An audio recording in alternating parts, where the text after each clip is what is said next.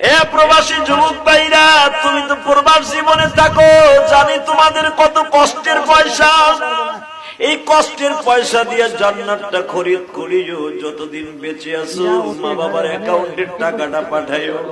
মা বাবা যতদিন বেঁচে আছে কোনদিন টাকা অন্য কারো জায়গায় পাঠাইও না, অন্য কোথাও কোরবানি দিও না। তোমার কোরবানি শুধু গোশত খাওয়ার জন্য হবে, জান্নাত কামাই করার জন্য হবে না।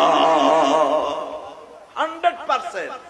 বাবা মারে কাদাইয়া নিজের অ্যাকাউন্ট থেকে কোরবানি দিবা, মা বাবারে কাদাইয়া কোনোদিন কোরবানি সহি হবে না।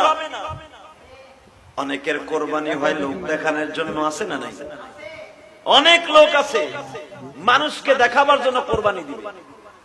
লোক দেখানো কোরবানি আপনারা জানেন, টাকার ভিতরে হারাম টাকা, টাকার ভিতরে ভেজাল টাকা, টাকার ভিতরে গোশত খাওয়ার নিয়ে, টাকার ভিতরে তার কোরবানি নিয়ত হয়েছে গোশত খাওয়ার জন্য, আল্লাহকে সন্তুষ্ট করার জন্য নয়। হালাকি এই টাকাগুলা কোনদিন আপনার কোরবানি কবুল হবে না। আর কোরবানি সহি হওয়ার জন্য যে শর্তগুলো দরকার আপনার সেই শর্ত মোতাবেক আদায় করে দিবেন। মা বাবার অ্যাকাউন্ট থেকে কোরবানিটা